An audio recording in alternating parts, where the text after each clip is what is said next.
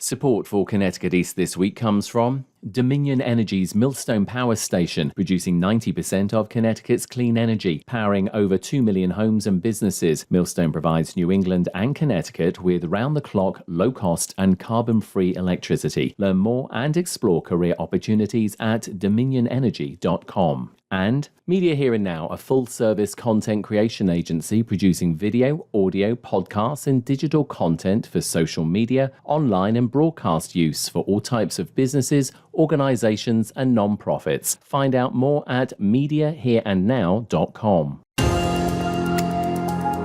He's on a mission to eliminate residential energy bills for all of us. But how realistic is that? We talked to Benjamin Lee, founder of the non-profit Solar Security Net, about his ambitious plans and vision. Plus, we take a look at other stories making the headlines from around the region. This is Connecticut East This Week.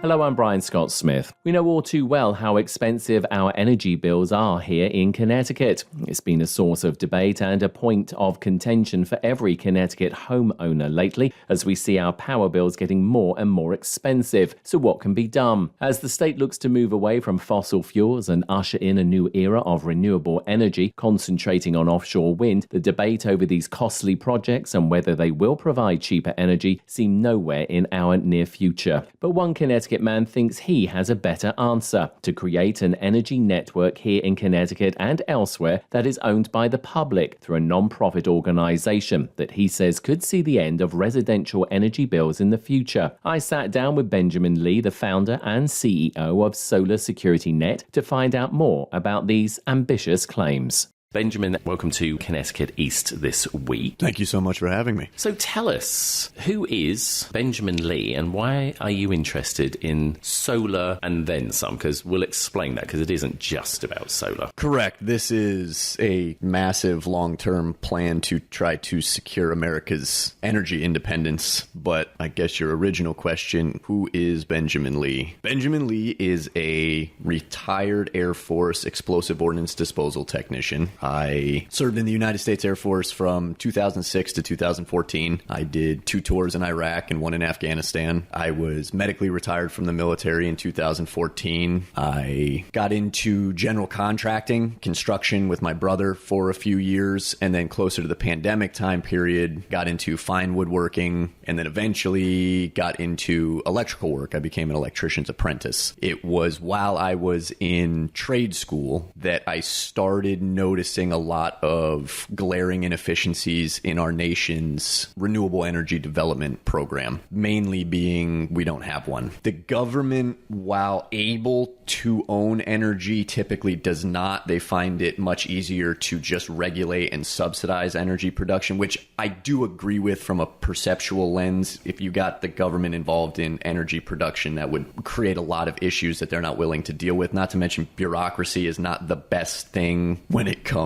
to infrastructure. So I understand why things exist as they are. It's just now our country finds itself in a real pickle when it comes to energy development because the government is subsidizing billions of dollars worth of renewable energy. Most of that money is just going to subsidize the profits of large corporations and fly-by-night businesses and things like that. And I just see a smarter way that we can consolidate our resources that will have a real impact on the longevity and prosperity of our country. When it comes to energy, of course, it is a hot-button issue. Certainly here in Connecticut, we pay some of the highest energy prices of nearly any other state. I think only Hawaii, surpasses Connecticut when it comes to the price we pay for energy. But also, to your point, we've reached that almost critical mass now where we can no longer really just be using certain types of fuel, and fossil fuels obviously are something that we do want to try and phase out and use other things. But by the same token, renewables seem to have a little bit of a publicity issue. Currently dealing, of course, here in Connecticut with a burgeoning offshore wind business, which in itself is encountering a few issues. You are looking at solar plus. Solar obviously has been around for a long time, but even that industry is still relatively new when it comes, I suppose, to the energy business, and still needs to sort of like to mature. But you're looking at dealing with solar in a different way, and like we said, and then adding something else onto it. Explain your concept. Okay, so this might be a hard concept for the average person to grasp, so I'm going to try to generalize it so the majority of people will be able to understand it. But in order for the United States to secure its energy independence, we can't just rely on electrical power generation and things like electric vehicles. There are many more industries in the United States that require a liquid fuel source that isn't our transportation fleet, mainly being the steel industry needs liquid fuel for steel refinement, the maritime travel industry, any of your large cargo ships, any ships really need a liquid fuel source. So in order to truly get away from fossil fuels, we need to be able to replace our liquid fossil fuels with a liquid fuel source that is a renewable, and the only one that I'm aware of is hydrogen fuel. In my opinion, that is going to be the fuel source of the future. It is renewable, it is zero carbon emissions, and this kind of leans into why I'm using solar to reach hydrogen, is because right now only 17% of the total hydrogen fuel that we use in this country is made through renewable sources. So you'll hear the terms thrown around green hydrogen and gray hydrogen. Green hydrogen is hydrogen produced from using renewable energy sources like wind and solar, and technically if you were to produce it off of nuclear, it would also be considered renewable. Nuclear is not my wheelhouse, so I have no idea how that would work. They tend to call themselves clean energy rather than renewable, because I did an interview a little while ago with Millstone Power Plant, which is, of course, the only nuclear power station here in the state of Connecticut. And the terms that they choose to use is clean. Clean. Yes. Okay. So we'll stay away from that. However, the issue with hydrogen right now is there is a massive cost gap in between gray and green hydrogen. So hydrogen produced using natural gas or the coal gasification process, that would be under the gray hydrogen wheelhouse. It's actually almost 4 times more expensive to produce green hydrogen than it is gray hydrogen. So I've thought about this issue a lot, because if we're going to rely on hydrogen in a capitalist economy, we need to find a way to close the cost gap between green and gray hydrogen. And using just the free market, I don't see a way that that's ever going to happen unless our backs are against the wall and our fossil fuel reserves run dry, and then all of a sudden it's a mad dash to produce green hydrogen. Seeing as we have about 30, 40 years left until we start scraping the bottoms of our fossil fuel reserves, I figure why not start on this problem now? So the best solution that I came up with to close the cost gap between green and gray hydrogen is if somebody who is in control of a large amount of renewable energy, i.e. solar, were to eat the cost differential of the hydrogen production up front. That would give the production technology side of hydrogen time to catch up in efficiency to where we could start seeing that cost gap close. And then as we started replacing fossil fuel energy generation with more renewable energy generation, the gray hydrogen matter would just sort of go away on its own. But again, you're not going to convince anybody in the for-profit energy industry to eat this massive cost differential, which that was what led me to the non-profit approach for solar development, because we could create a win-win style of renewable energy development for local communities and the country. And then the non-profit approach in its essence is we are a 501c3 organization, and by being a non-profit 501c3 in the energy production space, we can overcome 3 major hurdles that for-profit solar developers face. One being lack of public support. These large corporations are trying to build massive utility-scale solar infrastructure in people's backyards, and people aren't having it. These projects are getting voted down in the planning and zoning portion of development. Being a nonprofit, our fields giving 25% of their energy to the communities that agree to host our fields, that's a strategic way to overcome that developmental hurdle. The second being land utilization. So land utilization is a massive issue.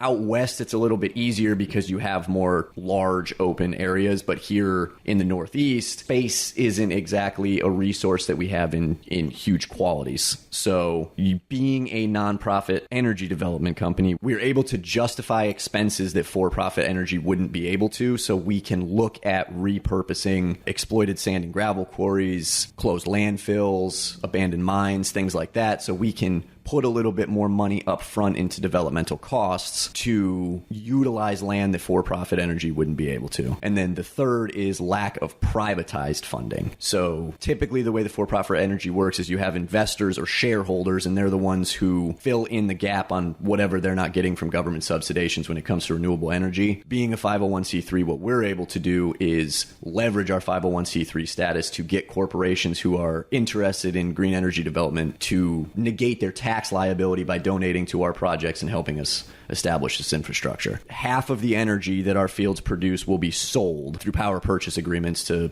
local universities or businesses or even back to power providers. And then the revenue that we make from that top half of energy is going to get rolled back into our organization to go towards developing even further solar infrastructure. So essentially what this is doing is creating a snowballing green energy portfolio of publicly owned solar infrastructure. What that also gives us the capability of doing is once we are done expanding in certain areas, we can then take that top half of energy that we were selling to expand and actually divert it to cracking hydrogen fuel. Because when you use solar to make hydrogen, you're doing it through a process called electrolyzation. So you're essentially just running a low-grade direct current through water, and you're separating the oxygen molecule away from the H2O, and you're just left with H2, which is hydrogen fuel. So in a very long roundabout way, what we are doing is implementing a nonprofit approach to solar development in the form of utility scale solar infrastructure, and then down the road diverting the top half of energy that we were selling for expansion into cracking hydrogen fuel. And mind you, because this is under the nonprofit umbrella, all of this infrastructure is publicly owned,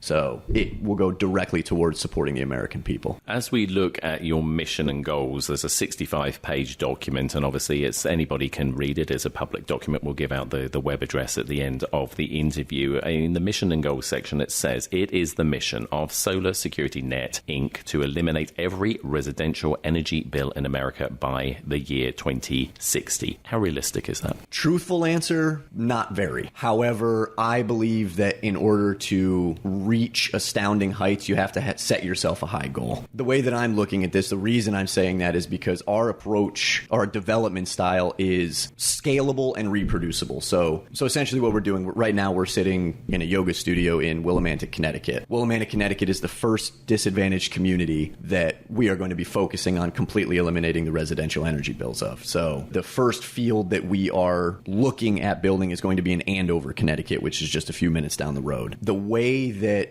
energy generation is going in this country is actually the way of virtual power plants. So a virtual consolidation of energy infrastructure, meaning all of your power generation infrastructure doesn't have to be in one physical location. You can consolidate the energy through a computer program and then deliver that energy to one centralized location. So we pick a disadvantaged community like Willimantic and then pick surrounding towns that have the land availability to build these utility scale solar infrastructure, and then by stair-stepping this energy generation over time, eventually completely eliminate the residential energy bills of the disadvantaged community. And because it's a 50-50 share between the host town and the disadvantaged community, you're also eliminating large portions of the towns that agree to host these fields as well. So initially, no, you're not going to get 100% coverage in an area, but by pretty much copy and pasting this approach in areas and then using, as I said, we're selling the top half of energy to expand. Eventually, the amount of money and resources we're going to have to deal with, we can just continue copying and pasting this idea and reproducing it in areas all across the country. Let's just be clear for a second then. You'll build out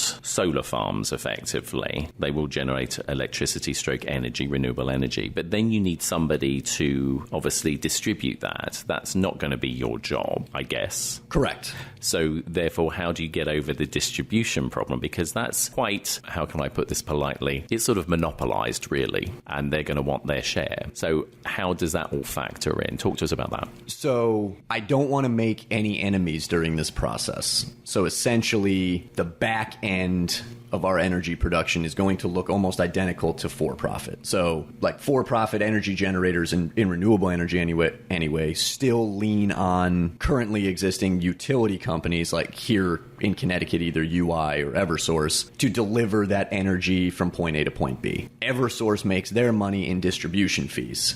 Well, and transmission fees, but that's if you're going intrastate, which that's a big issue here in Connecticut, a reason why our energy prices are so high. So essentially, even though people will be receiving their energy at a 0.0 cost rate, they're still going to be liable for the delivery fee on that energy. Okay, so that's where we wanted to be clear. So we're never really going to get to a situation where we can have, unless you as an organization were the entire package, we're not going to get to a situation where people are not going to have some form of energy bill. They're still going to have to pay for a portion of it because of the way that it is generated and then distributed. That is absolutely correct. In an ideal world, I would love to see that happen. However, the only reason that this program works under the nonprofit umbrella is because of the low maintenance costs of solar infrastructure. So energy generation up to this point, you're looking at high personnel costs, high maintenance costs, huge regulations and oversight. Whereas solar, this new industry came along and now you just have a field that sits there and sort of just passively generates a lot of electricity over a long period of time. Your maintenance costs are essentially just intermittently checking that the current coming off of your panels is still correct, and then washing and cleaning off snow or anything from the panels. So that really is your only long-term maintenance costs, which is why this works under the nonprofit umbrella, is because you can fundraise the funds up front to build it, build in a meager maintenance package to your overall site, and then these things pretty much just take care of themselves and generate electricity passively. Solar, as we said, isn't new. It's been around for a while, but obviously these creations of solar farms, we're seeing them expand across, obviously, huge swathes of the country. But of course, solar has its limitations. Obviously, once the sun goes down, that's the end of solar until the sun comes back up again. So, how do you infill those points when either times of the year it's not generating as much as you would hope for it to generate, obviously during nighttime periods when effectively solar obviously is not doing anything? There's no good answer to that because you can't make the sun shine more than it shines. That's one thing we will never have control over. The only thing we can do is use banking systems, energy banking systems, and overproduce electricity in an area. So you're talking about storing it then. Correct. So you're creating, you're storing, and then trickle feeding it into the system or something like that? Yes. So you would say if you produced double what you're actually able to put onto the grid, you would then have a 50% storage system, which would then back up during non-solar hours, which you could then feed into the grid. What sort of interest have you got out of this so far? I mean, clearly you're committed to this. You're all in. There's the whole sort of like non-profit sort of thing. What sort of interest has been shown to you? Because like we said, probably I'm sure the energy companies are like, yeah, no. So where's the interest coming from? And have you been happy with the interest that you're getting in this? Because it is a very adventurous plan. It is. However, when I first started down this road, it was something I knew very well was going to take me a good amount of time. I'm trying to convince a nation that there's viability in an entirely new approach to renewable energy development. Not just the nation, but also the corporations that I need to partner with to get the funding I need to get this done, and then also the politicians that are going to want to be a part of this. They'll have their own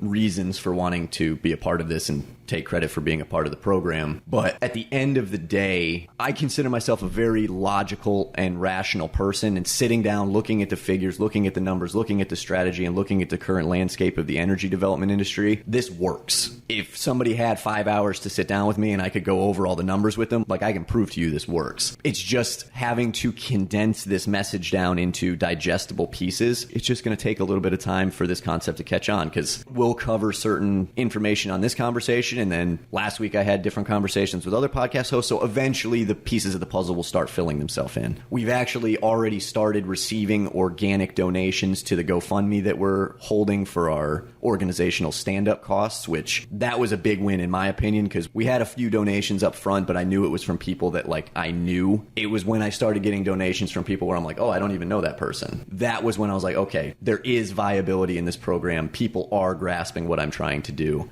It's going to be a slow grind up front to get our operational stand-up costs and administrative stand-up costs. But once we have that, that gives us immediate access to the larger pools of money that are out there in forms of government subsidization, corporate sponsorships. Then we will have an actual marketing and advertising budget to where we can start really reaching large amounts of the American population. So it's just this first little crawl that we're having here because I'm a retired military guy and a retired tradesman, and now I work part-time at a yoga studio. It's like I'm not a rich guy, I'm not a powerful guy, I'm not a connected guy, so I'm just a guy with an idea who's trying to get it out there. Conversations with people like the energy producers, have you had or has there been any interest from those parts of the sector or not? Not yet. Obviously still just getting this idea out there. I'm waiting for, and you never know who's connected to who. You could have a conversation with somebody one day and then they get back to you and they're like, hey, my brother's wife is actually the whatever. And it's, so you never know where the connections are going to be made. So my job right now is just telling anybody who will listen about what we're trying to do. But no interest as of yet in terms of power generators or utilities. We're hoping to. Well, these things, as you say, do take time, but I think we are living in times now where people do realize that we have to have these alternatives, whether it's just purely from an environmental point of view or from, the fiscal point of view, that, none of us can continue to keep sort of like paying some of these energy costs. So it is clearly a project of its time. You've really sort of hit it. I think, I suppose the timing couldn't have been any better, to be honest with you. As I've said, we've just really touched it very, very briefly. There is a 65-page, very explanative document on the website, which if people are interested in, they should obviously go and have a look at. And we hope that maybe in a year we'll be having another conversation with you, that, things will have moved on. We've seen the world change, and why shouldn't this be part of that change as well? So we wish you the greatest of success, genuinely, and thank you for sharing, that little bit of information. As I said, I know we've only touched upon it very, very briefly, but it's been great talking to you, and the passion is clearly there. And thanks, obviously, for being on the podcast. Thank you so much for having me. And if you're interested in finding out more about Lee's energy vision and what it will take to make it happen, then head over to the organization's website at solarsecuritynet.com for details.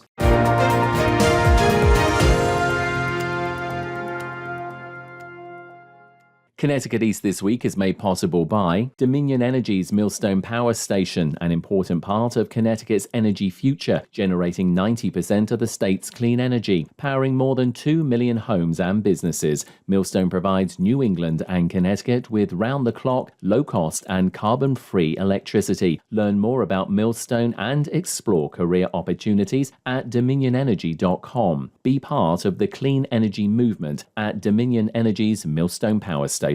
And Media Here and Now is a full-service content creation agency based in Eastern Connecticut and producing video, audio, podcasts, and digital content for social media, online, and broadcast use for all types of businesses, organizations, and nonprofits. If you need a new company video or radio advert or want to start your own podcast, then get in contact and see how we can help you at mediahereandnow.com. Time now for a look at other stories making the headlines this week. The U.S. Navy submarine force in Groton, along with military, local and state leaders, as well as veterans and members of the local community, remembered the events of September 11th recently and the devastating terrorist attacks that occurred on the U.S. in New York, Pennsylvania, and on the Pentagon in Washington in 2001. Master Chief Dominic Clifton of the Naval Submarine Support Facility in New London led the service of remembrance. Today, our New London Navy community comes together with our southeastern Connecticut community to remember this 23rd anniversary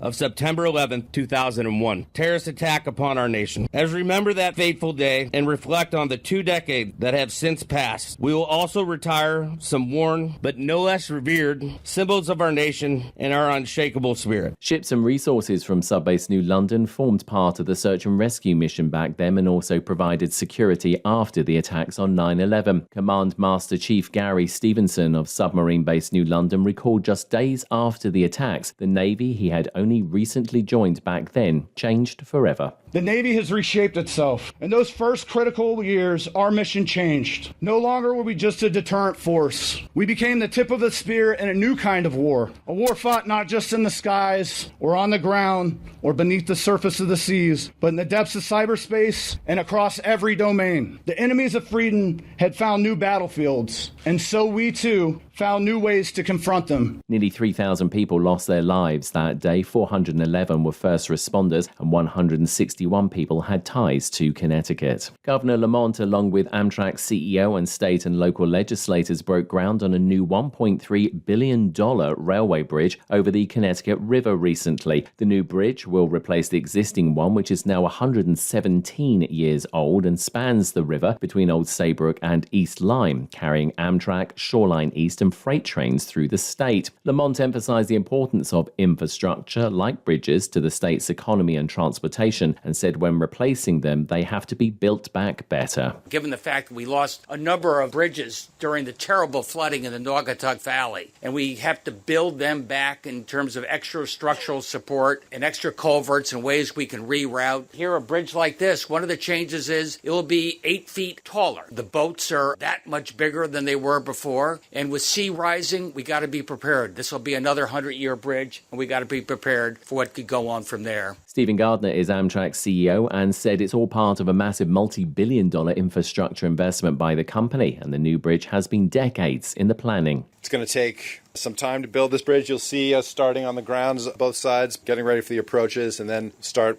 working on the columns in the water and then bringing in the spans. But through all these steps, we know that we are creating something that's going to last for the ages and in the process create opportunity up and down this corridor across the state for the whole region and, given the import of this region in the nation, the entire country. The project is one of several Amtrak and federal investments have planned for the Northeast Rail Corridor, which is America's busiest passenger rail line. The Connecticut Department of Transportation is undertaking a major travel survey in the state to help understand how people's travel habits have changed to help them plan for future transportation infrastructure. The last survey was undertaken in 2016, and since then, the COVID pandemic has altered the way many people commute and use public transport. Garrett Eucalito is the commissioner for the Connecticut Department of Transportation and said they're interested in getting feedback from people in urban and rural areas. That's why we want to have a really large sample base from all corners of the state, all demographics, to be able to see what are people in North Canaan doing on a daily basis as opposed to someone in Old Saybrook, and what's someone in Hartford doing as opposed to someone in Greenwich. So we need to look at a sample size covering every corner of the state, all of our planning regions, and looking at all the different types of roadways and different transit systems. Eucalito says around 7.5 randomly selected households across the state will receive a survey from now until December. Invited households can complete the survey online, by phone, or through a smart app, and the results are expected to be released in the spring of 2025. And New England Donor Services have been reaching out to local communities of color in Connecticut using panel discussions and one-on-one outreach to try and diversify those who become a donor. Currently, the number of needed organ transplants in the nation is disproportionately high in black and brown communities, but they lack donors of similar genetic backgrounds. Sean Fitzpatrick is from New England Donor Services and said it's about expanding the donor pool to as many people as possible. Although you're not race matching, you are matching based on certain biological characteristics, and you do get better and more matches from people who are genetically similar to you. And so what we face is a number of multicultural communities like Black and Hispanic that are in need of transplants, but the number of transplants from individuals of a similar biological background is less. Dennis Thomas is a black sports coach at Bulkley High School in Hartford and a donor advocate after he underwent a heart transplant almost 15 years ago. They don't have enough information. They're scared. A lot of people in the black and brown community don't like going to the doctors. And that's why I became an advocate organ transplant, how it helped me, and I spread the information in my community. I take it very personally, being an activist in my community, to bring out that awareness. Just having a transplant is the life-changing experience, and being a living person that deals with it every day to help others. Thomas is also the author of a book called Matters of the Heart, detailing his personal journey surviving 10 years and 5 months on the heart transplant list. Anyone wishing to become a donor can do so at registerme.org. That's all from us for this edition. Do send us your questions and story ideas to the show via our website at connecticut-east.com or Facebook or Twitter at Connecticut East and on Instagram at Connecticut East This Week. And you can listen to the show again on our social platforms, on demand, and by asking your smart speaker to play Connecticut East This Week podcast. And please like, follow, and share on your social media too. I'm Brian Scott Smith. Thank you for listening.